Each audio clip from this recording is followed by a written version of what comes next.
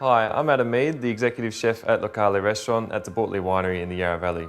Today we're here in the chefmasterclasses.com studio kitchen. Okay, what we're going to do is make my caramelised onion and goat's cheese agnolotti with pear and parmesan. So what we've got is 2 kilos of sliced onions. You can see they've just cut off the angle there, and that just takes that hard core base out of your onions. And we're going to cook that over a very low heat just to caramelise those onions right down till we have basically a jam, and that's going to be the major component of the filling of that pasta. The only thing we need to do with the onions is just get them on a very low heat. So we'll get some olive oil in the bottom of that pan. Just remember, these onions are probably going to take between 2 to 3 hours. It's just important that they're cooked over a very low heat and that all of the moisture that's in the onion will evaporate out of the onion before it actually starts to catch and caramelise on the bottom of the pan.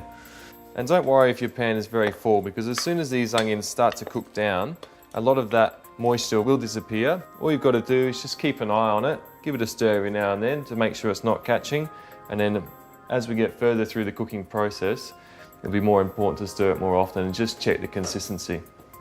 The onion's now been cooking for around 3 hours.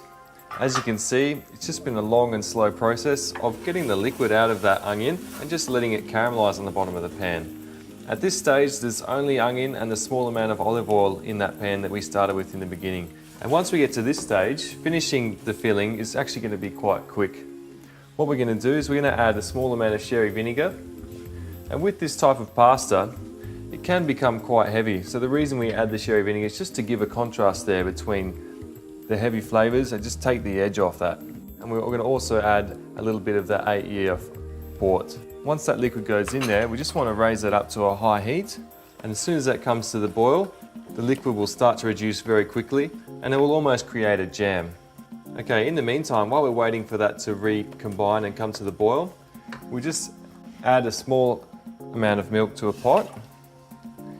So what we're doing here is we're actually making a bechamel, or a white sauce, a very thick version of a bechamel, and that's just going to give us a binding agent in this mix. So to do that, we measure equal quantities of butter and flour, and we combine those together to make a roux. We add our flour to the butter, and we're just going to stir that to combine it. Our liquid is reduced out of our onion mix now, so we're going to add the hot milk to the cooked roux. At this stage, that will thicken extremely quickly. It's a very high ratio of butter and flour to milk. So what we're looking to do here is actually create a paste and create a binder that's going to hold that mix together and give it the body that it needs when it's cooked in a cooked pasta. So we need to cook this paste out a little bit just to make sure that we don't have that raw flour flavour taking over our filling. In the meantime, it's really important just to keep an eye on those onions. You want it to be almost sticking to the pot. If there's any liquid in there at all, that's going to affect the consistency of your finished filling. Once you're happy with that mix, you can just take that off the heat, and then we have all the ingredients that we need to finish our filling. So we're just going to transfer that first to the bowl of the KitchenAid. Then we combine that with our bechamel paste.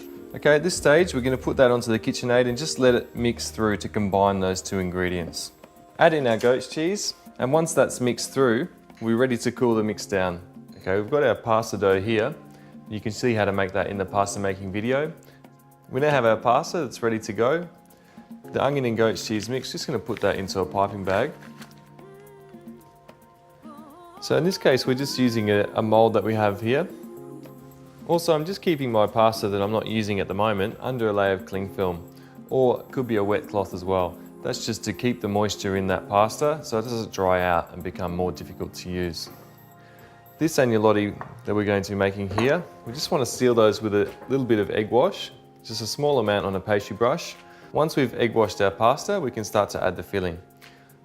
So if there's an imaginary line down the centre of that pasta, we've put the filling to the back half. So this is exactly how we make our pasta at the Bortley, at Locale Restaurant. All of the pasta, the filled pasta that we're using, is made by hand. So there's a lot of time and effort and a bit of TLC that goes into each plate of pasta that goes out to the restaurant. So to make the agnolotti, we just take the pasta from the back, fold it straight over, seal it at the front there, and then just using your hands, your thumbs to work down the sides and make sure there's no pockets of air in there and that the pasta is sealed all the way to the corners. We've got a pot here of rapidly boiling salted water. Okay, so we just drop those agnolotti in and they will take around 4 minutes. Meanwhile, we start the pan. We just start that with a small amount of butter. We've got our pear here that we've just finely sliced. We're going to add that to the pan.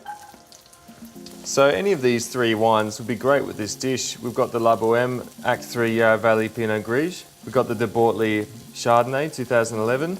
And we've also got the De Bortley Pinot Noir, the estate grown. Once we've got some colour into our pears, we're going to add a small sprinkling of salt. At this stage, we've got a couple of minutes left with our filled pasta, so we want to add a small amount of chicken stock. And the one trick that we always use in the restaurant is to finish the pasta in the sauce. It's going to soak up the excess flavour, and that's going to make it a beautiful and emulsified product. If you can't see the change in colour of the filling there, as a contrast to the part of the pasta where there's no filling, then you probably have a pasta that's a little bit too thick, and it might just need a little extra couple of minutes in the cooking time.